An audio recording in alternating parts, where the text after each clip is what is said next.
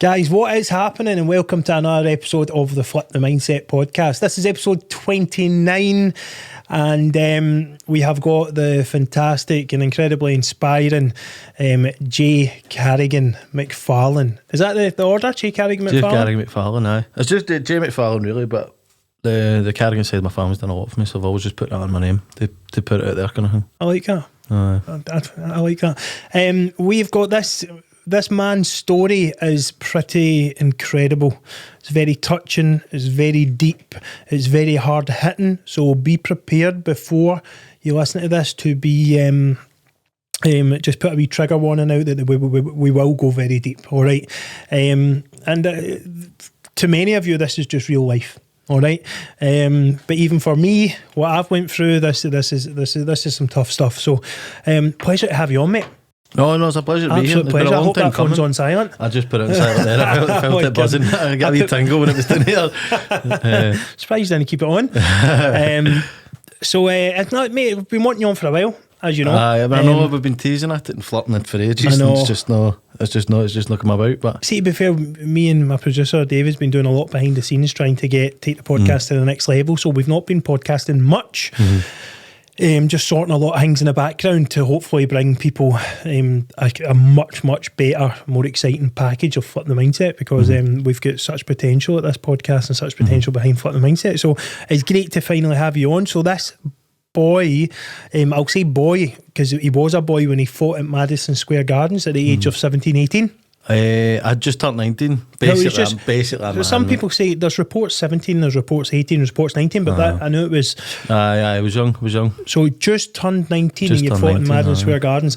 It's a great video of you walking through New York in your kilt in the snow. It's like 2 feet of snow and he's plunging through New York in a kilt giving an interview. See, after I regretted every single second, man. The wee football booty you've ever seen in your life. I know, man. The buzz must have been freezing, man. It's shriveled up, man. It's horrible.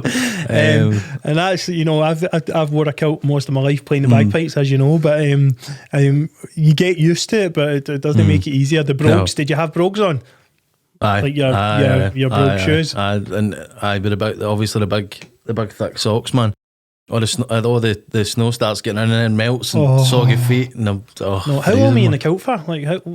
Well, we were walking about, so we walked away. It was about half an hour we were filming, but we walked away. We never walked 15 minutes and then walked back.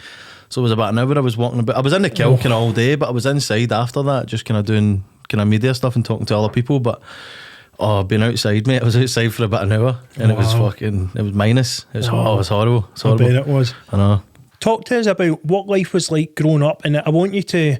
I watched you in a recent podcast, but you never went into things. You just grazed it. Now you're so interesting a guy. I want you to go into things. Literally, just let loose. Where you grew up, what life was like, what happened, and then we'll get to the part where you ended up in a Caribbean orphanage. Aye. But it's just I just grew up like everybody else in the scheme. We never had much. We made the best of what we done. Good family, you know what I mean? Everybody was well, a good family in Glasgow means everybody fights every second day, but it's I just grew up making the best of things. I was out playing in the morning. It changed days now. You don't get that. Nobody's allowed to go out play because there's too many white vans floating about. Last thing is I'm driving one, you know what I mean? Looking like a golf starter. It's funny looks I get, man. But I just try to make the best of things. I don't like talking about it. It makes me a wee bit uneasy when I talk about growing up and stuff. Why so? Just, I don't know, just because a lot of my mates grew up a lot better. You know what I mean?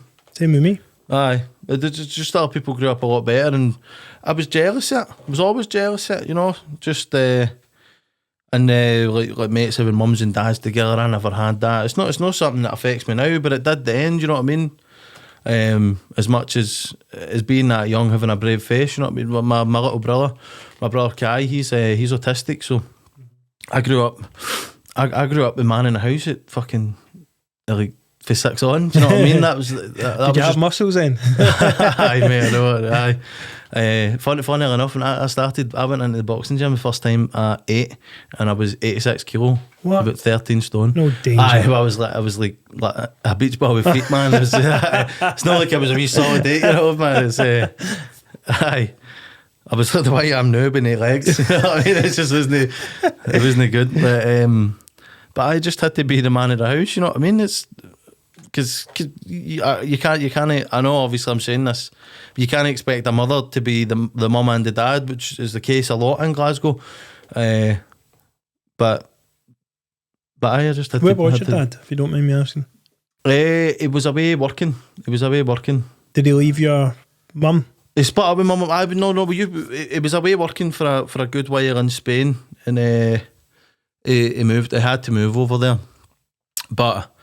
When he was here, we would be with him every weekend, but just because they weren't together, it was just the way that it was obviously ordered, and we were with him on the weekends and stuff. But just your typical situation of the parents spun up 2 Christmases, but fucking brilliant. You know what I mean? One time a year it was good. Yeah. But it was just a typical scheme upbringing. So you grew up rough area. Rough area. I never grew up particularly rough, you know what I mean? I made the best of everything, you know. But it was just a rough area, just where it was. Banner Road was the longest place I was in. We were in different places. I set fire to my I'll say exes for the minute, but I set fire to her house recently, and I set fire to about 2 houses when I was away. I was trying to be nice and try to make, I think it was noodles I was trying to make noodles or something in the frying pan. I was 6-year-old. Wow. And I was like, I'm going to make my wee brother noodles, man, and set the house on fire. And then there was something else. I don't know, I can't really remember. I was really, really young, but I'm pretty sure I've set fire to about 3 houses. Brilliant. Accidentally. I was going to invite you for a Domino's tonight, but I'm fuck off. Somebody else cooks that, but I mean, I'm not like the candles. So, what was your school life like? Because I don't think you've not really talked about school much.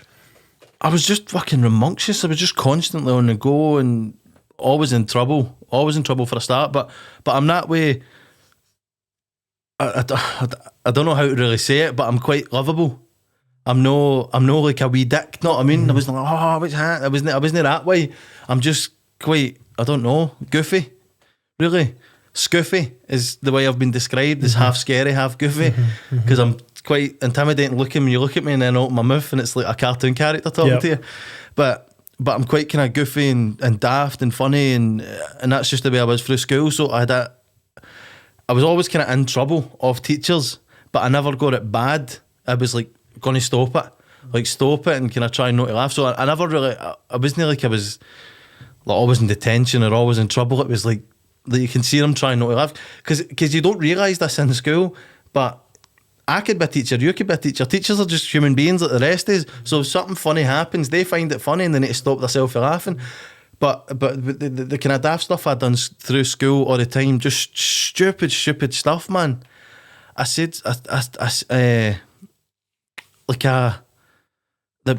of the daftest ones was, I always end up with lighters, mate. I've never smoked, but I always end up with lighters on me. A teacher was telling me to put my chewing gum in the bin, but I kept putting it in. And she put the chewing gum in the bin, so I put it in the bin, and I went back, chewing the chewing gum again.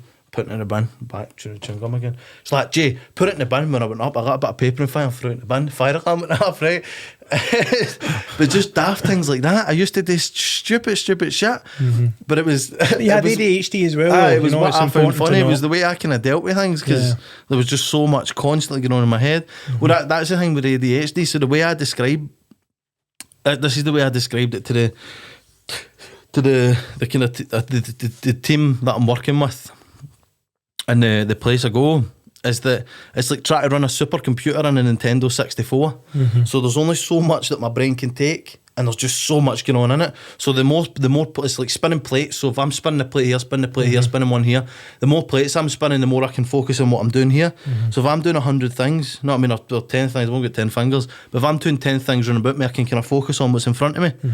And that's what I was doing when I was in school. So I'd be like, I don't know, just writing, if I'm writing a story, whatever it is, but I'd be throwing something at somebody, or I'd be kicking somebody under the table, or I'd be, we rubber there, airplane there, like that. But it would help me focus. It put everybody else off. But No, that was it's just mad thing, that was just the way. That was the way that I worked, and I couldn't get anything done if I didn't. If I was sat in a room myself, I would get nothing done. I had to be in the busiest of crowds, which is ironic because I'm not really good in crowds now. I get quite kind of paranoid and edgy, but I had to be in the biggest crowd. I had to be in the loudest room for me to be able to focus on anything.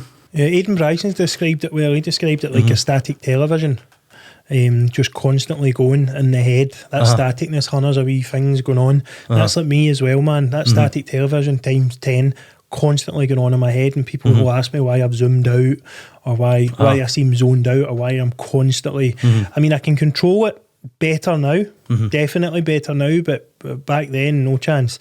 But the thing with my head now, I'm not as fidgety as I was before, but I'm really in here. My head is just constantly turning. Well, as you said, pots and flans flying about, everything, mad stuff, just constantly going, and it's draining, mate. It's really, really draining. How do you deal with it? How do you deal with sleep? Do you sleep? Don't sleep much. Everyone talks to me about this. People who know, they always talk to me. I don't sleep much. Right? See, I used to have a theory on this, right, which is a lot of shite. I've just got insomnia because my head runs constantly. I only sleep 2 hours a night, 3 hours a night. I think I slept 4 last night, and that's the most I've done in a long, long time, but I was up 3 times. I only sleep that every single night, and I'm bouncing off the walls constantly. I need a lot of caffeine and stuff to pull me down, but I don't sleep. I don't sleep ever. But I'm constantly on the go and buzzing about and bum, doing this, running about like way at a wedding. Know what I mean? I'm in the house myself. It's actually something I'm going to the doctors for next week, mate, as part of my sleep. I don't, and through school, I was 4 a.m. and then up at 7:30 for school every night, and then I would have I've said in the podcast. I used to do that on a Monday, but it's because I was at the Sav. I have a burnout night, where I'll just totally burn out. Maybe every week or two, and just sleep for about 16 hours. And I'll sleep for 16 hours. Mate, so that was my life. I want to talk about this apart for this, man, because this is the way I've always been. It's like hibernating. And try to explain to people, they'll just go to bed earlier. What? Go to bed earlier. Go to bed earlier. I'll sit there and count the specks that's on the ceiling. You know what I mean? Like, just go, how many minutes? What about this? What about that? Have I done enough of this? What about saving money for this? What's he doing? What's happening? It's constant. It's constant. Oh, I'm not good enough. Oh no, what are you doing? You're shit. Well, I've not heard of Paulson Simmons. I've not met Paulson Simmons since I was 12. Constant. It's just it's madness. Comes you know into what I your mean? head, you're like fucking Mario Kart. No, it's like Mario World in your head, man, just bouncing about. But people who are watching this will understand who have got it. You know, the people with ADHD, we have a lot of followers with ADHD, and it's one that there's a lot of cases now that are being diagnosed with people in their 20s and 30s with ADHD. Well, that's me. I went through that whole way through school, and it was just, he's just fucking bad. He's just badly behaved. He just doesn't listen. He's just a bit no right. And that's what we did say. And it's took me until recently till I've had some real funny turns, because a lot, obviously we'll talk about when we end up, because we're off on a tangent again, but we go back to be talking about what happened when I was younger. I've got a lot of kind of post-traumatic stress disorder for that, but it leads me to episodes of hallucinations. I don't want to say psychosis because it then makes me sound as if I'm psychotic, but episodes of hallucinations where I go about, and that's when I started to get my head checked, and they said a lot of this stems from that, and it's because it's never ever been addressed. I've just been let to go. It's like my head's boom, boom, boom, boom, boom, going like that, and the way I deal with it is I pull some caffeine into my system, or some form of stimulant, some sort of caffeine tablet. Obviously, I'm going to be honest with you. It was cocaine I've used for years and hid it from everyone. That's why I've never ever got any sort of money. But it was like boom, boom, boom, boom. And then I'd take that and it'd start to go, just go into one point, and I'd be able to focus on something, and it would start creeping out, and then I'd go again, and I'd stop, and I'd be able to focus, and that's how I kind of dealt with it. But I started to go the other direction, where I was pulling myself into here, and then I was going whoa, and then I was throwing myself out that way. So I was pulling myself in, and everything was seeming, I'll say normal, as in what I think everybody else he said should work like. Do you know what I mean? But then it started inverting, so I was going too far. So it was going whoa, whoa, whoa, I'm bringing it to here, and that was fine. And I go, what if I go a wee bit more? Will that make me more normal? Will that help me? And then I started going that way, boom, boom, boom, boom, boom, and then I'm going out in a completely opposite direction, and it was throwing me off with everything I was doing, and I started going nuts. Started just doing just bizarre things, and it It's mad. It's mad how different things affect different people. Yeah, to let the audience know, a lot of people with severe ADHD, if they take stimulants, it can bring them down and be calm. There's actually a boy we know. He's a great boy. He's got really, really severe ADHD. He used to take cocaine, and he would literally just go. And this boy's 100 mile per hour, like that. Aye. 100 mile per hour, and he would just mellow. And Well, that's what I do. remember everyone used to say, "Fucking hell, what's wrong with him, man? He's pure freaked out and all that." But he wasn't. He was literally, it was the calmest he's ever been. Like somebody else when they're somebody else is smoking green and they go, oh, and they're riding like that. That's the way. But that's a huge problem. No, 100%. Because this should be the doctors already. One diagnosing it, and two, getting something that does the same so people don't need, because people go on caffeine abuse and drug abuse who have ADHD. So many people with ADHD take cocaine a lot. And this is something I've found myself because I've been that's me being sober for 3.5 weeks, which is the longest. I've said a few times that I've been sober, but what I've meant by being sober for this period of time is not going out and partying, or not going out and drinking and partying, but as in sober, as in not touched nothing for the last 3.5. That's a long time, and a long time, the longest time in a long time that I've done that, and not touched anything. Just as well because I've been fucking skint, vans off the road and I can't walk. You know what I mean? But it's the longest time in a long time that I've not done anything. But what I was taking after that was caffeine tablets, because it was the only thing that was kind of stopping me. Because I was given diazepam with the doctors to try and kind of mellow me down, and it basically sedated me. It kind of sedated me. It was horrible. Hated it. Didn't like it. I was stuck, but my brain's still running at that speed. But I just couldn't move. My body was there. It was the most horrifying thing I've ever done, but I thought I'll stick with the doctor's orders and I'll keep taking them. So I think it was 5 days or something. But I was basically lying in bed with my head spinning, and it felt like someone had strapped everything around me. So I was like Hannibal Lecter, stuck there like that, and my head was just running wild. I hated it. But as soon as it was out my system, it was about 5 days, I think. Maybe 6 days, I don't know. Maybe a week. I don't even remember, to be honest, mate. It was just horrible. I just remember it not being nice. But as soon as that happened, I remember that there's a string of voice notes I sent one of my pals, and I listened back to them and was like, fuck me, is that what I'm like? So I kind of wore down, and then I was talking. I'm like, I'm going to do me a favour. I'm going to do me a favour, going to bring me some caffeine, bring me a Red Bull, talking like that, talking fast enough that I couldn't understand what I was saying. And then at one point in the voice notes, I was like, bum bum, bum bum, bum bum, bum bum, aye, bum bum, bum bum, boom boom boom, and I could hear myself smashing my door, so I must have been going like this in the house, running about fucking mental. Wow. But I was like, mate, I need to do something, and I could hear myself panting, and I was like, that was when I was doing the star jump. I was standing doing star jumps, like doing voice notes. And then because I never did any money at all. I never did anything, and I was asking somebody to bring me something. And then I walked like an hour at my pal's house, because my van's been off the road for about 4 weeks, but I walked like an hour at his house, and it was like, here, take a Red Bull. And it was like a cannibal instead. It was like, take this, take that. And I was like, boom, boom, boom. Relax, man. It was like it came. I was like, I just sunk into the chair. It just slowed me down. But I was fucking wild for about 5 hours.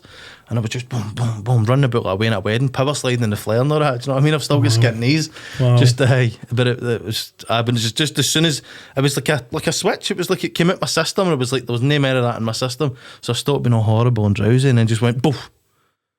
It was like the Undertaker and the wrestling. Like, oh, wow. Aye. It's weird because people there's not enough awareness about ADHD. You know, we've had Aidan Bryson on talking about his. That was a real hard hitting podcast, and he suffers. You know, Aidan as well can't sit at peace. Like me when I was younger, flying off the walls. Aidan really struggles to sit at peace.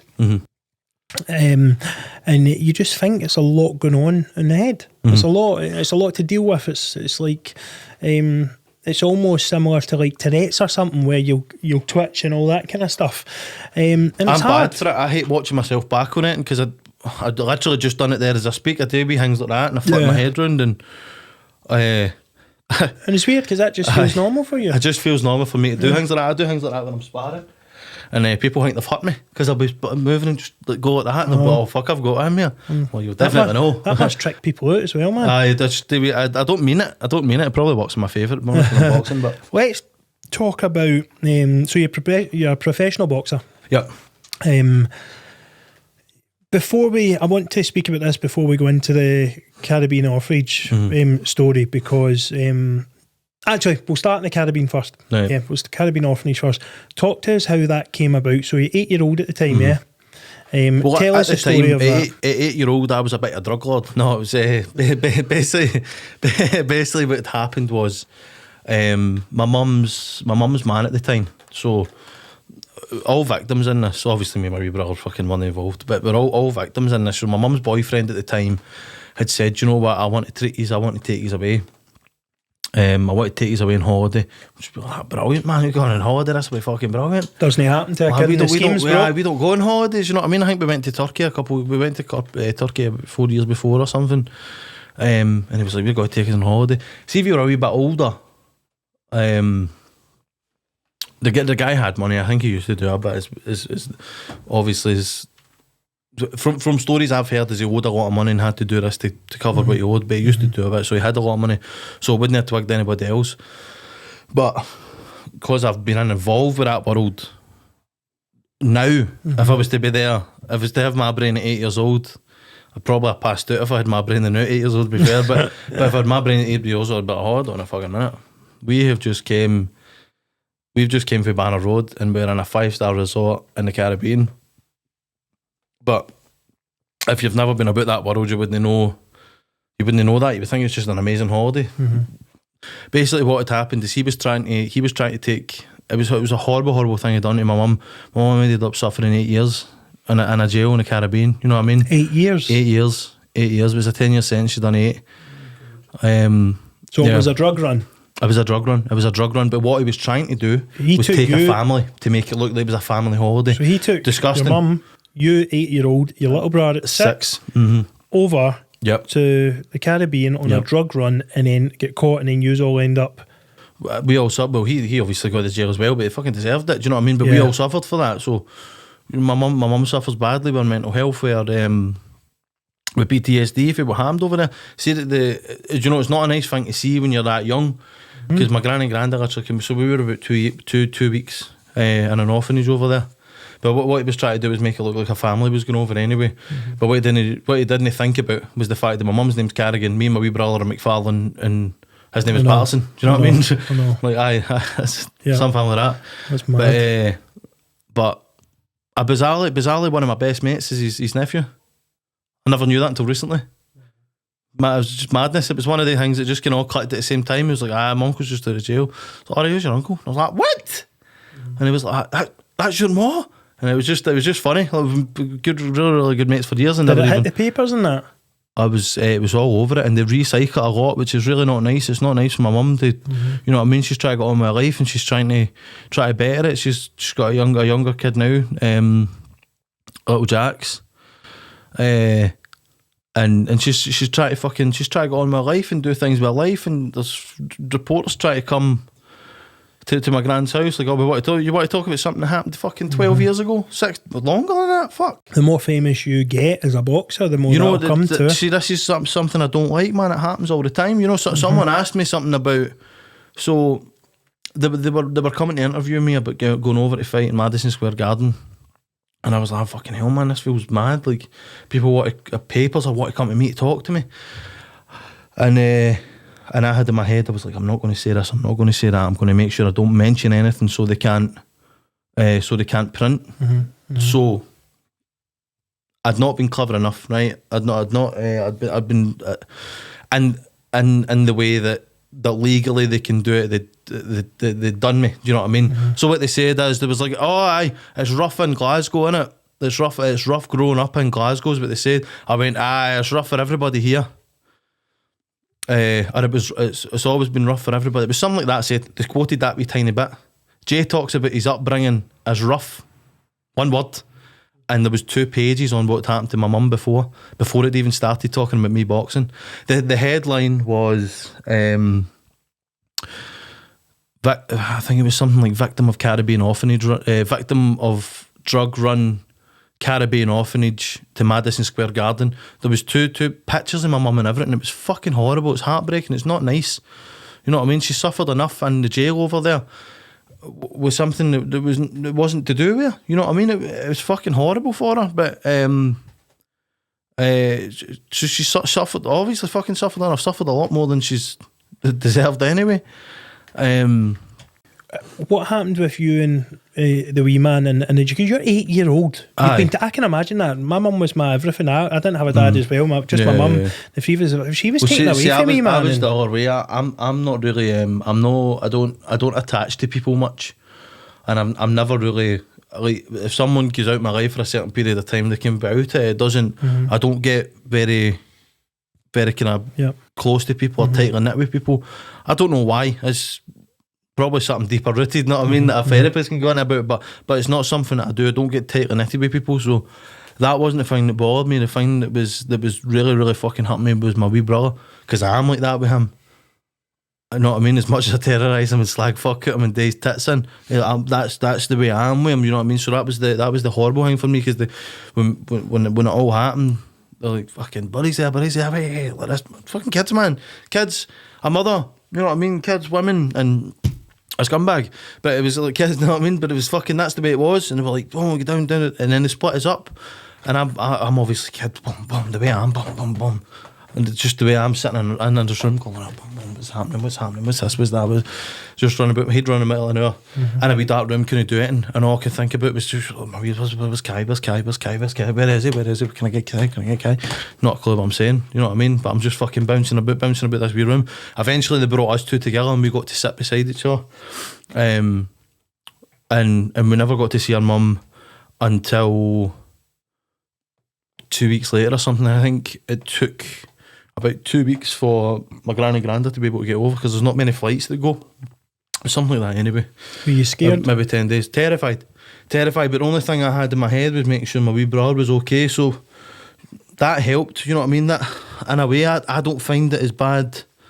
So this is another thing I say about trauma, is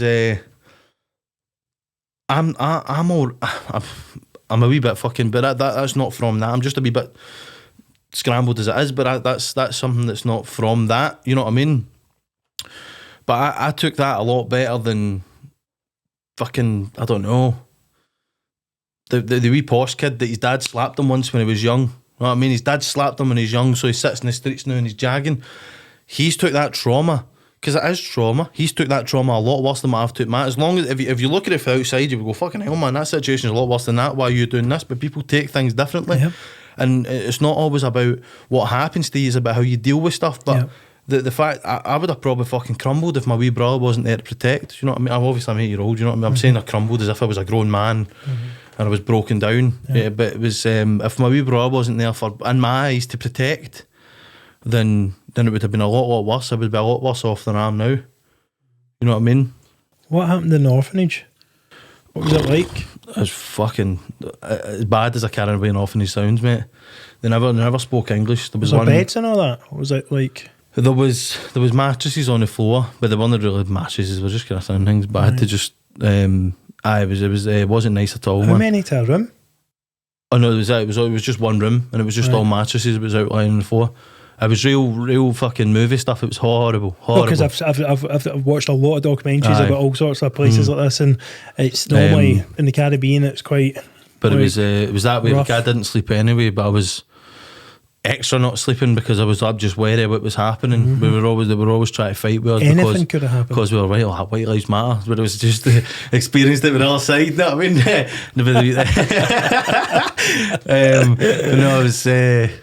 I got to do him when I tried to get that petition going, but it was fucking no, it was, but that's the way it was. It was, we were the white kids and they fucking hated us, man. At meal times, we never got a seat at the table.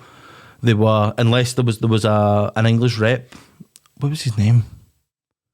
His name doesn't really matter, but I think it might have been Gavin or Gareth or something like that anyway, but it was an English rep that came in. Until he came in, we never got a seat at the table. So he came in, we'd all be sitting at the table eating with everybody else. See, when he wasn't there, they were literally throwing the food they didn't want at us. Wow. was sitting on the floor and there was fucking like uncooked meat just like that, throwing it, bananas, because with banana trees in an orphanage, and you know, the kids that are there, man, I fucking feel for them. It's horrible, man. If I could, I would fucking save them. Do you know what I mean? Did you get to wash and stuff like that? I was a big communal shower, which you shouldn't have when there's kids. Yeah, you shouldn't have kids at 5-year-old and kids at 16. You should not have communal showers. No. But I would only use the shower, me and Kai, and that was it. I wouldn't go in with the rest of them.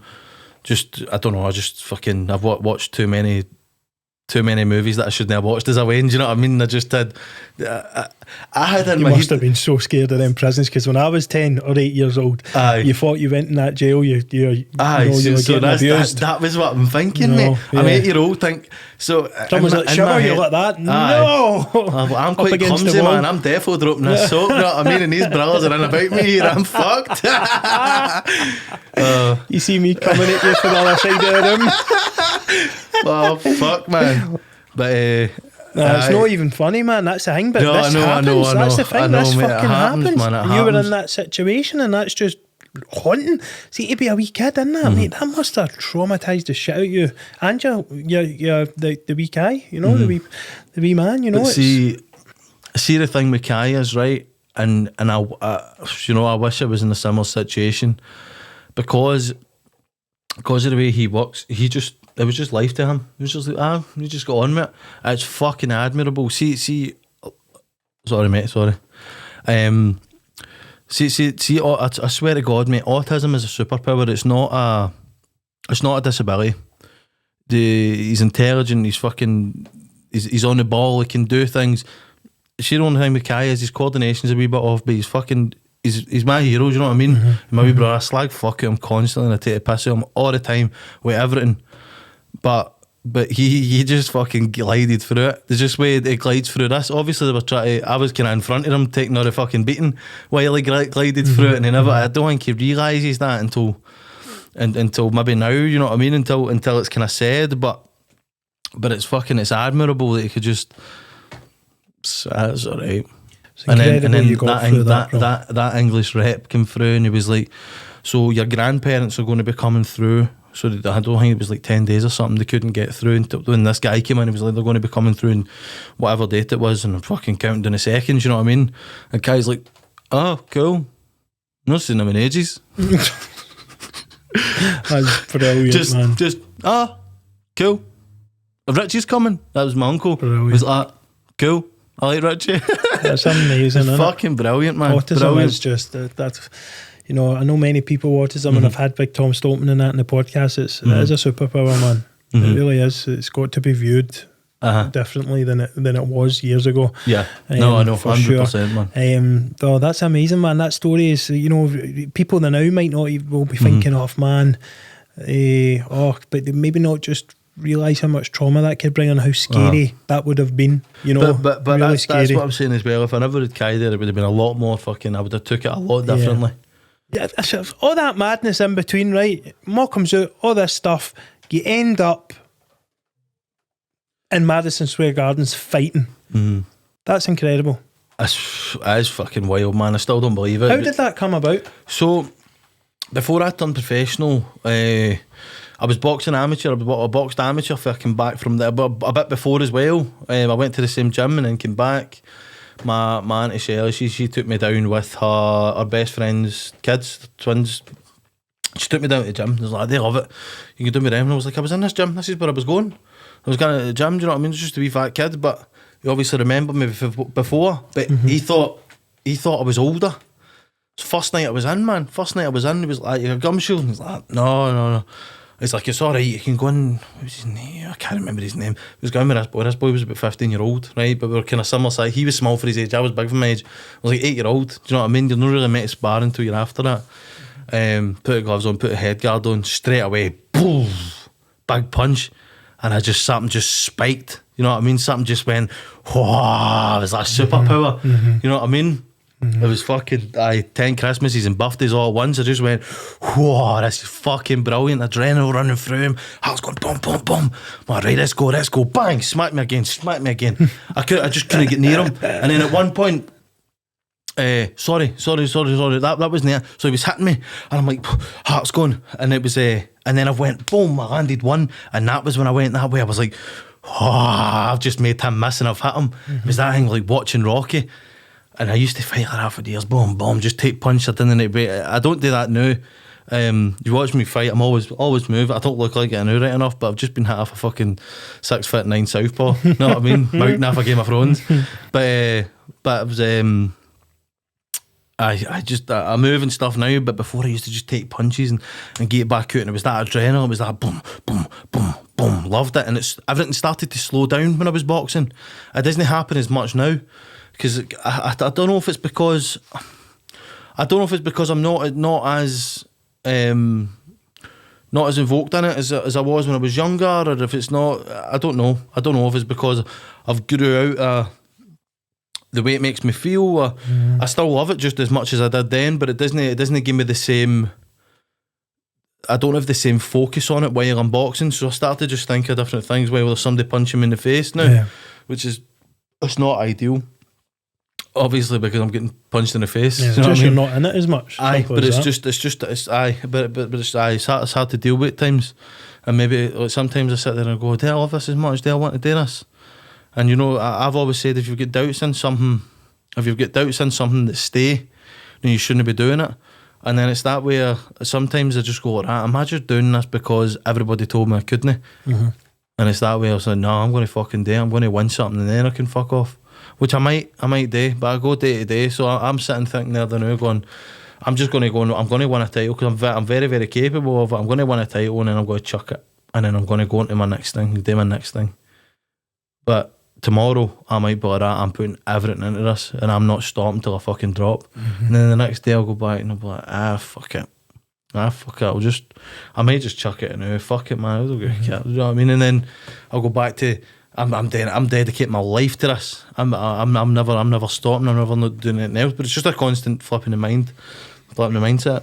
But and that's difficult. You have, from what I've seen and from how long I've followed you, you go through the elements like that. I mean, the boxing for you would have been a great calming and a great coping mechanism for your ADHD. Yep. You know, you're boxing, you're only thinking about the boxing, blah blah blah. Same with me and my football. But there became a time where I was really ill, where other things would start creeping in, and then I would question my love for the sport and all that. Yep. But it's simply because I just wasn't doing enough to do.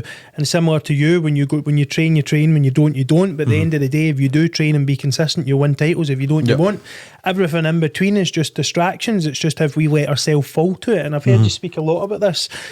It's literally just going to take that click for you to go and win your titles, but you need to want it. Like, if you want to box, and if you don't, like with me, someone said to me, if you want to play football, if you don't want to play football, don't fucking do it. It's making you unhappy. And it was true, because a while I was only playing for my brother. I was literally playing because my brother had died, and I was playing to make my mum happy. Literally, because I knew it made her so proud. My love for the sport was gone. I was struggling with mine, with my BPD and everything, man. My mind was gone. Like, you know what it's like, and you know, and I'm playing for that. That's when I allowed the stuff to creep in. So then it's you just asking yourself, what do you box for? Tell us, what do you box for? Well, it's not for money, because I don't have any of that. Oh, exactly. You know what I mean? So, do you know, at times I don't know. At times I go, love this shit, and then other times I'm going, do you know what, I've put too much of my life into this. I've been boxing for 15 years. I've put too much in my life into this to get nothing out of it. So I'm going to need to get something out of it. Something. I need to buy something, have something to have made it all worth that while, or I've fucked 15 years of my life, which I need to get out of the habit of thinking that I've fucked 15 years of my life, because I've had a fucking great time boxing. I've done things that people can't imagine. There's only four men in Scotland. I say 4 men, there's not been any women, but there's only 4 people in Scotland that's ever fought in Madison Square Garden. You know what I mean? And I'm one of them. My name's that. I'm the first ever person to win the Scottish Cruiserweight title. That'll never be taken away from me. Who else has done it? Josh Taylor? Cruiserweight? No one. No, in Scotland. Oh, in Madison Square Garden? Yeah. Josh Taylor's not fought. No, he's not, has he? No, he's not. No, it's Who did fight there? Ken Buchanan. So he did. Yep. Scott Harrison. Yeah, Scott, he fought there. Gary Jacobs. Did Scott fight there twice or once? I think he fought in the theatre and he fought there. Right, yeah. But Alex Arthur Alex Arthur fought in the theatre. And Alex Arthur fought in the theatre, yeah. But Gary Jacobs fought in the big hall as well. Right. So there's only 4 of us fought in that big hall. Alex Arthur fought in Madison Square Garden. He fought in the theatre, but Yeah. but there's 4 of us. That's a phenomenal list to be a part of. That's wild. It's ridiculously good. And I'm just a wee fat cunt for the scheme. Do you know what I mean? That's what you literally want on one of your videos on YouTube. We fat kid for the scheme or something like that in New York. It was But wild, man. You were still you were doing it, mate. It was the wrong time for me. Do you know? Yeah. Never ever going to take it back or be like, oh, I wish I'd never done that. I'm part of that list. You know what I mean? I'm part of that fucking elite list of people that has been there. Right, I get fucked, but that's not the point. You should have won that too. I should have won it. I should have won it. You didn't. But I thought that you were just too passive. Like, see when your mind's not, when your mind's in it a lot and you're young. Like me in one of the football games I played, I was so passive. I just let it pass me by, and that's what I thought. You didn't even do your game plan. You didn't even didn't do anything. It Mate. just I passed didn't you train by. for it. But see, as soon as I get from announced, Scotland, bro. Imagine me and you, a kid from Scotland in Madison Square Gardens. It's wild, mate. I would have been like. I would have been like that in the crowd. I would have been like, oh my fucking God, this is the Mecca. Like, I would have been like that in the crowd, and I was walking to the ring with the bagpipes playing. I know, man. I was like, whoa, what is happening here? This isn't real. I'm like, what? This isn't real, man. There would have been no focus on that fight. No focus at all. See, as soon as it got announced, I stopped training. Did you think you were I the rock swear star? to God, mate. I was the king. I was walking about the place like that. Aye, I'm going to fight in New York. Aye, I'm fighting in New York. So I put this one out. Like, aye, nah, double jack. Aye, on the rocks, mate, on the rocks. I bet you were flying high, man. Aye, I was running about on the rocks, mate. Too much calories in the coke. You know what I mean?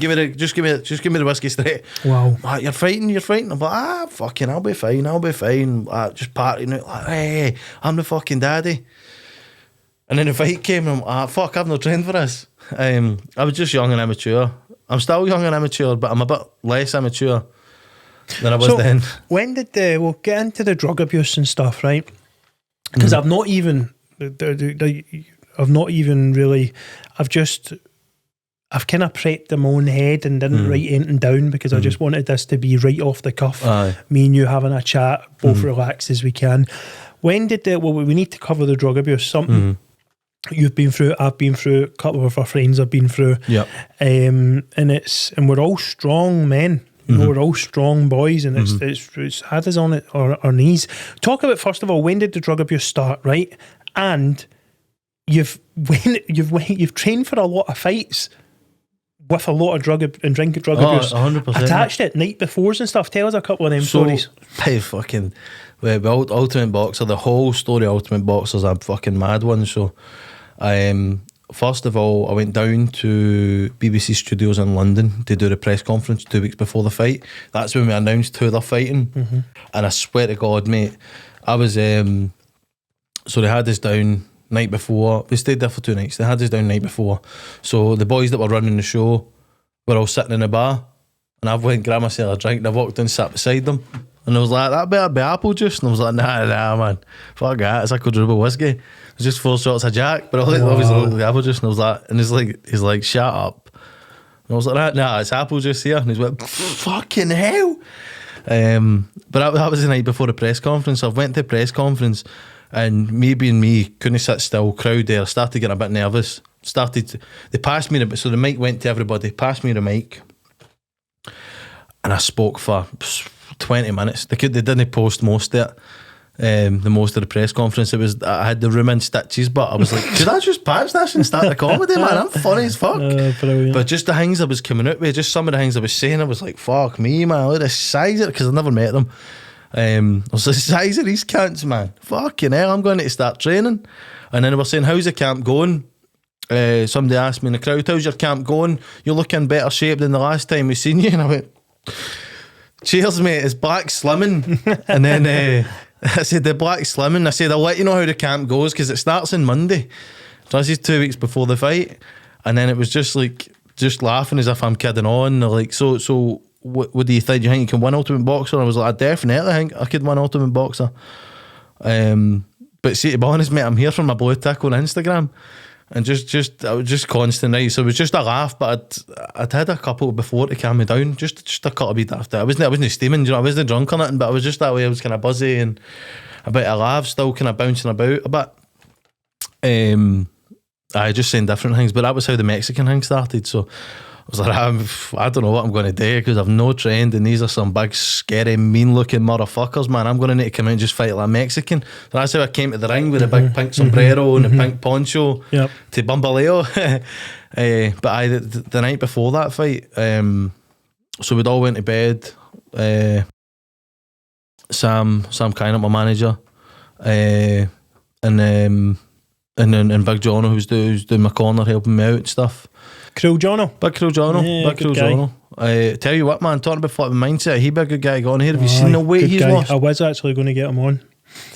Fucking believable. What a story. He was about 150 kilo. I know. And he is in great nick, you know. Admirable. But so they were right.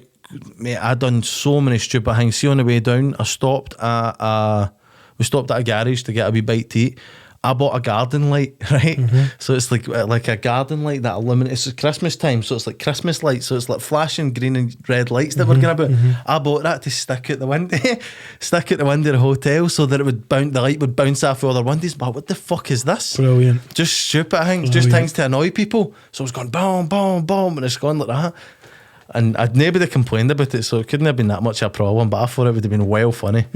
So whatever hotel room I was in, they must have been like that. Why the fuck has there Christmas lights been left in this room? Hundreds of empty bags now. But it must have been some fucking night that. But so I was like, fuck, I'm bored at my tits, man. Just sitting in a room, I can't do anything myself. I'm sitting in myself, just going, oh. What can I do? And I dived into the bar. I dived into the bar and I was just sitting. They had was it monkey shoulder or drum? I think it was monkey shoulder. I'm sure it was monkey shoulder. I like a monkey shoulder anyway. But I'm sitting. But oh no, I seen the bar had monkey shoulder, and that's why I went back down to the bar because I like it. So I'm sitting. I'm just drinking my way, and I'm just fucking sitting. I'm just chatting to people that's sitting at the bar. There's a few like kind of cornermen and stuff that are all sitting. I was like, "You fighting tomorrow night?" And I'm like, okay, I'll be alright. I'm just sitting there, and then I look up at the telly, man. And I was like, it was the advert for Ultimate Boxer coming on, and I was like, tomorrow night. It's like tomorrow night, live in Altrincham, and it's like fucking John Pauletta. Whatever it was, man, and it was fucking Nick Webb. No, I mean Jay McFarlane. I'm like, fuck, I'm fine, man. I'm going to go up and get some sort of kit. But I don't really sleep much anyway. But I went up, the way to sleep, woke up in the morning, and I was like, this is going to be some fucking buzz. I wasn't even thinking about fighting. This is going to be some buzz, man. Went in, walked in straight away just because of the way I was. Press conference, the way I'm loud on social media. Walked in like a fucking superstar, man. People taking pictures of me, asking, oh, big man, but please get a picture. Please get a picture. I've been waiting for you to come down to Manchester for ages. And I'm like, oh, let's go, man. Why you want a picture, darling? You know what I mean? I'm just walking about fucking big balls, you know what I mean? And that's the way it was brilliant. It was amazing. And I went into the changing room and I forgot I was even fighting. Went into the changing room, the shots they gave me didn't fit for a start. But it was that way, I forgot I was fighting. I'm like, fuck, I need to go and fight now. But I was sitting there, that Jack Fincham, I got on really well with him. I was kind of speaking to him on social media before, and I think he just thought, you know what, he's a bit fucking rough, he's a bit mad, a bit like, because that's the way he is. I know he comes across very well, he's an Essex boy, isn't he? But he comes across very kind of like well spoken and but he's a bit of a boy, you know what I mean? Bit wild, bit of a party boy, you know what I mean? But man, it's mad. But so I brought down Bucky for him. I said I was going to bring it down for him. I never tried it. So sitting in the chain, there's a video on my Instagram of it actually. Right. And I was like, here, try that. And I've opened it and he's walked in. It's like, and then I've took it back off and started drinking it and put it down. Standard. Aye, because I've just took it off him. I've drank it. I fucking hate that stuff, man. And then I'm getting my hands wrapped to fight. So I started drinking that before I'm... oh, fucking hell. Before I went into the ring, I started drinking that and came out and finished the bottle. I was like, fucked it, man. The first round, I would have been top 10 in the world if I boxed that way for 12 rounds. Oh. The first round I came out, I was fucking excellent. You know what I mean? The commentary, Paulie Malignaggi, this is what Armin Boxer's all about. I remember it all because I could hear it coming for the side as well. And then watching it back and stuff. And then second round I went, Fuck, I've got another two of these, man. I got a bit of second one. Do you know what? I thought I won that fight, but fair play to Big Mark. Do you know he went on and done further than I would have done because I wasn't in any condition to be fighting. So where did the drink and drugs start then? When did the drugs come into your life? Well, the first time I'd tried it, so it's at one point when I was younger, I used to jump in for the older boys to the shops because I've been this kind of height and size, not as broad as what I am since I was about 14. So I used to jump in for older boys, and older boys when I bought it. So I ended up out with the older boys. Yep. And trying it then. So talking like fucking 13. I think 13 maybe was the first time that I'd tried. And I was going home to my gran and granddad's. I thought, my pals are drinking, I would never do that. But see, because I was calm and I wasn't like, so my pals were all drinking. You know, because, you know what I mean? If I took it the same as everybody else and I took a line, I would have been like that. My pals were all drinking. I wasn't drinking, I wasn't doing it. I wasn't blah, blah, blah, blah, you get away with it. But because I've walked in, I was like, oh, they fucking idiots were all drinking. My gran's like, let me smell your breath. Well, smell whatever you want. I used to be a freak, man. I used to carry a bit of toothbrush and toothpaste anyway, so it didn't work with me. But I was like, no, fuck that, man. Nah, I'm focused on my boxing. But that was the first time I'd done that, and I used to go out and drink and I just walk back to my gran's. But I don't like getting fizzy. I don't like to drink. That's how I usually drink my whiskey neat. I don't like getting fizzy. So see your Frosty Jacks, your Dragon Soups, your Mad Dogs. Well, I don't like wines, but Mad Dog and Buckingham, I don't like it. It's horrible. Just never ever took it. So I used to drink like bottles of, like a bottle of Honey Jack, or like a wee half bottle. Yeah, that's what I used to drink in the park. So the boys are drinking something at 4%, and I'm like 40% bottle of fucking. So I just built up a real strong tolerance for it at a young age, which I hate because it cost me a fucking fortune when I'm out to get me drunk. Do you know what I mean? But aye, it's. And that transpired into your fighting.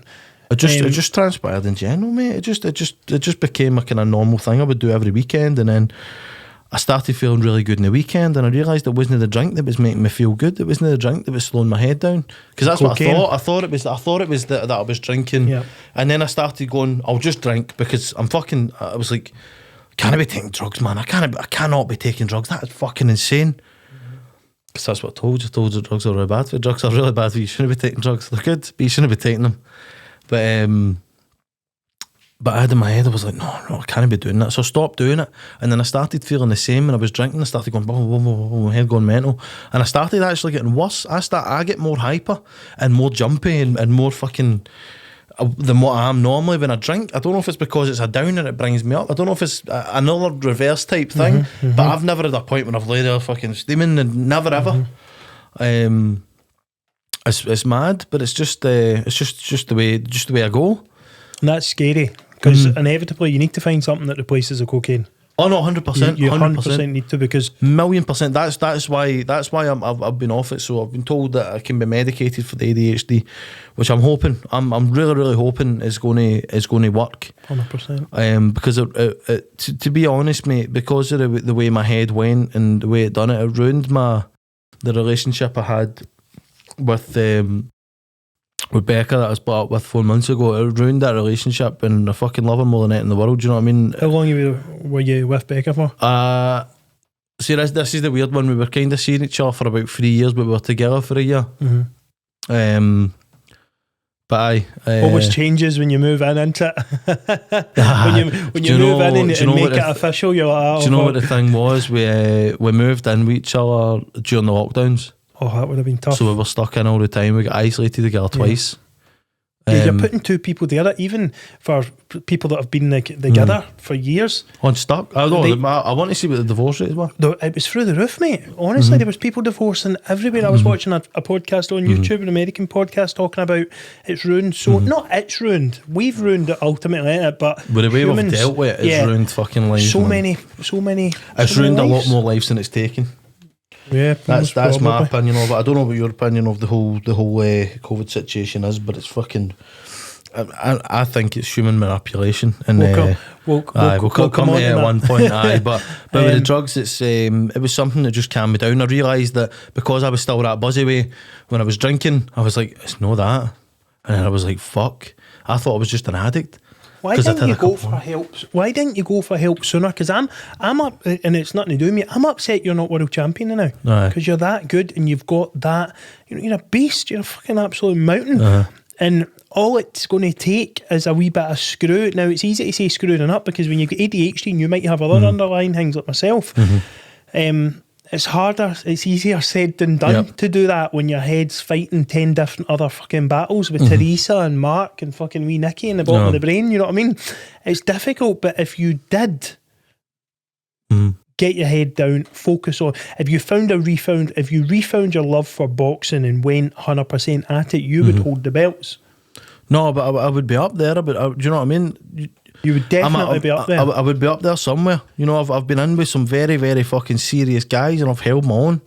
You know, Dillian White used to get me down for sparring for 3 different camps. I basically lived in Liverpool so this is bizarre. I lived in Liverpool for 9 weeks to spar with David Price when he was fighting Dave Allen because I'm a good sparring partner in terms of because of my adaptability. I can mold styles, so I could box, boom, boom, boom, boom, and I could box the way Dave boxes, and it helped him beat him, and he really gave me a bonus because he was paying me to be sparring partner, and he gave me a bonus after it, and he was like, "Thank you so much, mate."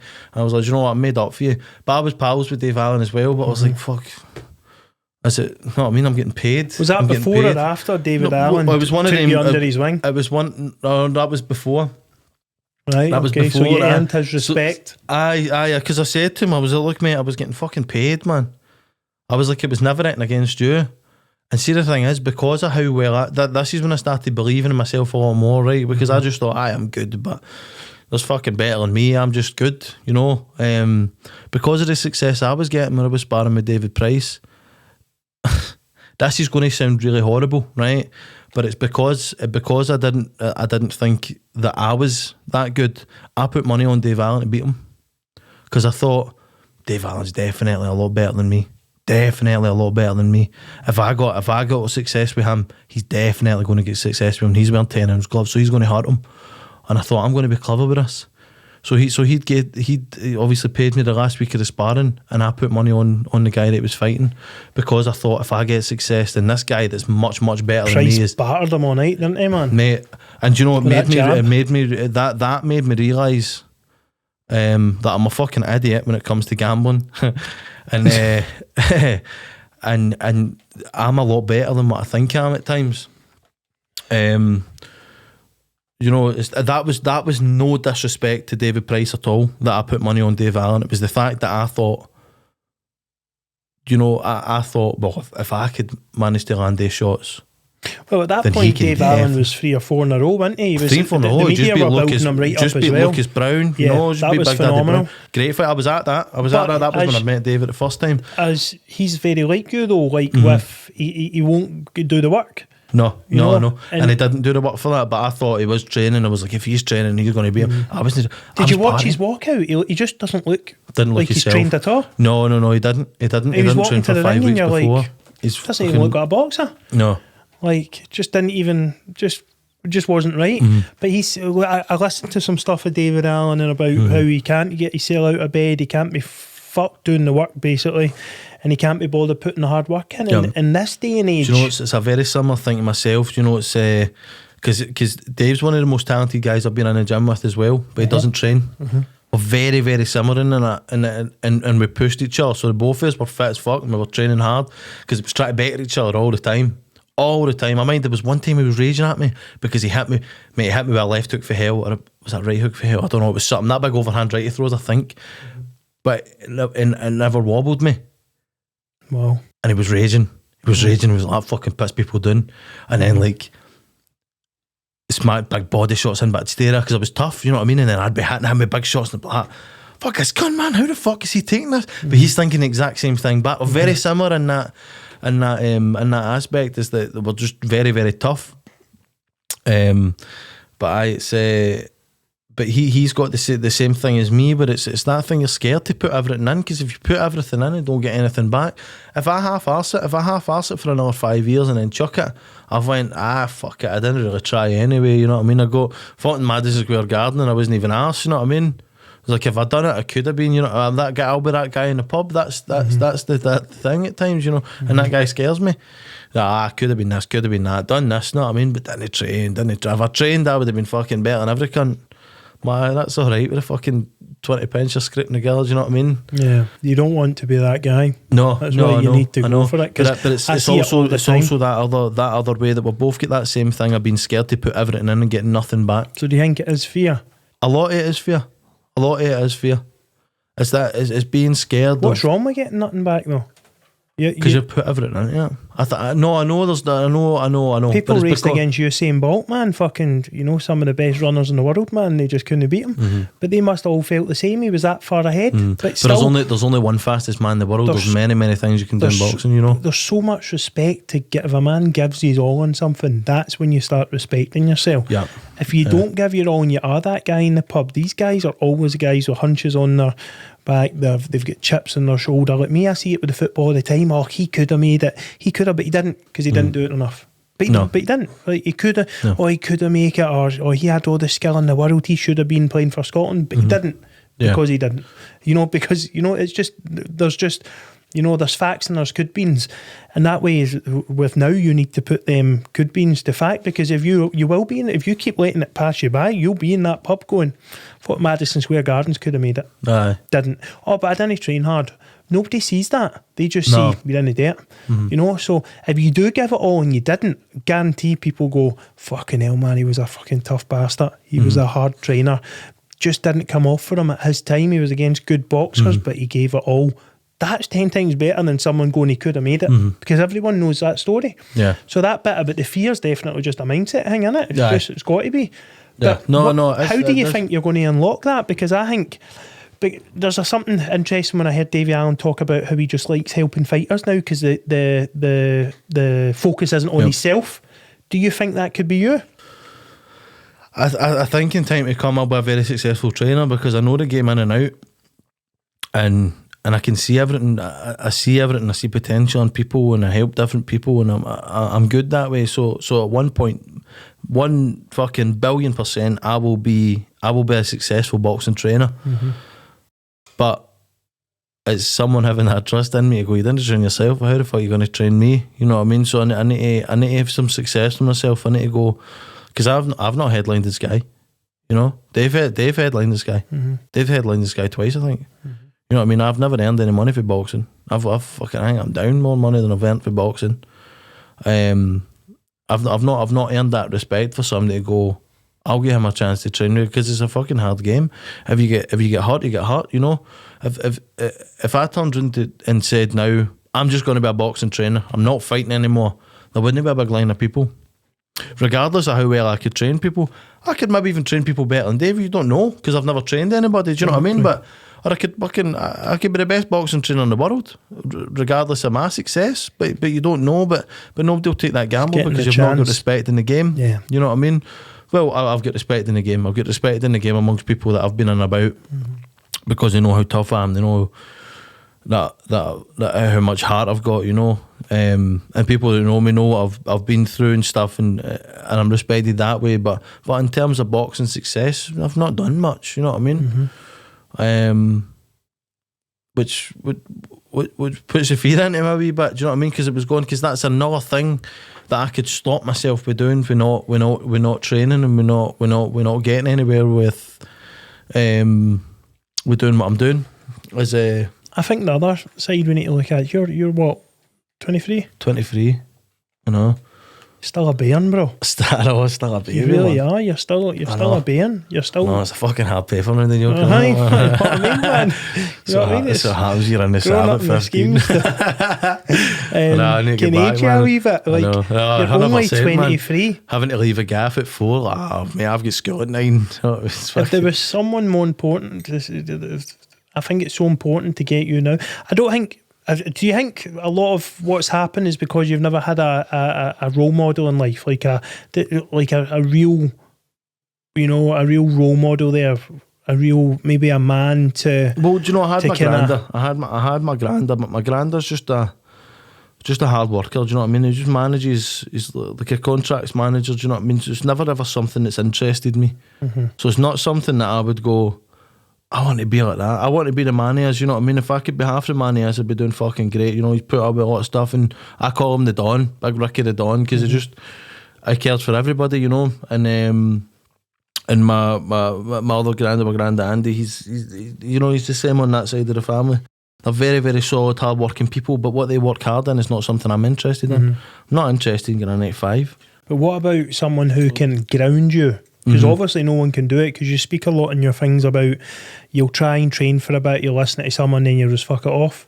So has anyone got your total respect? Well, you know, my old trainer when I was young, so I boxed for a guy called Robert McDermott when I was really young, and then he left and went to a different gym, and I went to Bert Watt's gym. So that's where Big John, Cruel John, that's what he used to train when he was younger as well. But Bert, that's Bert's hat. So Bert gave that to me before he passed away. Wow. Because I loved it, and I wear it all the time. That you know, that wasn't planned at all for me to talk about that, but I wear it all the time. And you know, I used to train like fuck when I was a kid. And there was just something about him. There was just something that was mesmerising, something that was intoxicating about his attitude and his love of the game and his knowledge, and there was something about that just fucking totally enticed me and totally made me just train. I was enamoured by his attitude towards everything and the way he would speak to me. It was just the way he would speak about the sport. It made me feel like beautiful in a sense. You know what I mean? Doing things. It was elegant. It was artistic. He was a very, very good artist as well, actually, which maybe why he describes things so well and he talks you through things so well. But he was an old man when I was there, and he unfortunately he passed away. You know, he passed away. I think he was 83, and I was one of the people that found him when he'd passed away. Because he never turned up to the gym. And we were just a bit worried. We went to the house and he was lying just face down. That wasn't when he had died, but that was his kind of. That was heartbreaking. You know, I don't. I've cried a couple times in my life. Never cried when I was younger a lot. You know, mate, I bizarrely cried at a Lego movie. Great movie, mate. See when Emmett discovers he can be the master builder and he can unlock potential when he breaks the mould. That hit me, which sounds mental. You know what I mean? I've been through a lot of fucking shit, man. I've cried a handful of times in my life. Don't cry. And I was fucking hurt, man. It hurt seeing that. And then when he passed away, I was very, very numb to it because it was one of the things that you could just see was coming at one point. I wasn't nice, man. Wasn't nice. But it's that's someone that grounded me and got me in that frame of mind to fuck everything else. At times when I was at that gym, it was the only times that I felt sane, the only times that I felt slow. And that was why I told everybody in schools, I'm going to box. Like you say, but the teacher telling you when you were going to play football, fucking shut up and build me a bird tooth. You know what I mean? So that was the way, I'm going to box, fuck your bird tooth. And he had me believing that was what I was going to do. That's what I've went on to do. Not as successfully as he had me believe, or not as successfully as I should have been, or I should be. Because I'm saying being as if it's past tense. I'm still boxing professionally, but that was the last person. I'm starting to get a similar feel in the gym I'm at just now. So I'm training out a Priestfield with Jerry Higgins. It's the first time I've had that feel of everybody in the gym moving at the same time. It's a machine. We're all cogs in a machine, and we're all working, but we're not. But we're all. I was saying cogs in the machine as if we're all going for the same goal. We're not cogs in the machine. We're all pushing each other. We're all motivating each other. We're all going for our own goals, but everybody's helping each other, and it's homely, and it feels natural. It doesn't feel like do this, do that, shut up, do that, do this. It doesn't feel like that the way I've had with a lot of other trainers. A lot of bitchiness in boxing and all that now as well, man. There's fucking loads of it. It's mad. Loads of it. Because do you know what's happening, mate? Spice Boys are padding up their records. That's what's happening. See that too much. So Daft Spice Boy, man, you would slap him about in the street. I know. But he's sitting there and he'll be fucking 15-0. You know what I mean? Same record that Joshua just fought for a world title. He's fought nobody. He's fought journeyman. 3 wins, 97 losses. Walking about like the big I am and bitching about a guy I'm the best, I don't know, we'll say bantamweight. I'm the best bantamweight in the country. You're a nobody. But you're a nobody. I'm the best bantamweight in the country. They fought all the same guys and beat all the same guys. Absolutely no ones. You know what I mean? Well, I say no ones. You know, journeymen fucking keep the sport going. But it's fucking mad, man. It's just, I've seen too many. There's no hard men in boxing. I've seen too many journeymen pass fights. Like give fights away. Too many. Tell you one that will beat a lot of contenders out there. Lois Van Pucci. You ever seen Pucci fight? Yeah. Centaurian. He's fucking. I think he's in nearly 200 now. Actually, he's a good mate of mine, but he just fucking loves going out in the lash. You know what I mean? So every time he's up, which used to be every week at a point, we'd always go out after it. And but when he's up and he's no coach with him, and I give him pass, the boy can punch like a fucking mule. See, if he wanted to, he would beat a lot of these guys in me. And on multiple occasions, he's done it. Remember, get Jay Carrigan on Instagram. It's just Jay McFarlane. Jay Carrigan-McFarlane. Jay Carrigan-McFarlane. What else are you on? I don't really use much else, but I'm on Twitter. I think I'm Jay McFarlane 13 on Twitter. Jay McFarlane 13, made when he was 13. Was it made? Oh no, it's just your 13, that number, isn't it? Why is it 13? Oh man. Oh wow, that number's creeping on you, man. There's loads. We'll get into that in part 2. I need to go into that in part 2. But guys, thank you for listening. Please go. It's the most important thing you do today is subscribe, because it lets me get more awareness out about all the different subjects. We definitely need this man on for part 2, because he's got a lot of stories, and hopefully in the meantime, mate, I'll be able to spend some time when you get to know you more. No, so obviously we've got a best pal in common, Barry Scott. Aye. Big shout Scary out to bot. Barry. Scary Bot. I said those guys calls for big shout out to Barry. Spoke about some of that, man. He's a gem, that guy. I really love him to pieces, man. And again, hopefully we can spend some time together through that and maybe come train me in that as well, and then get you on for a part 2 and get right into it. Definitely, mate. Thanks very much. Thank you for coming on, bro. Plenty of ghost stories to tell, man. Thanks, guys. Take care. Have a good day.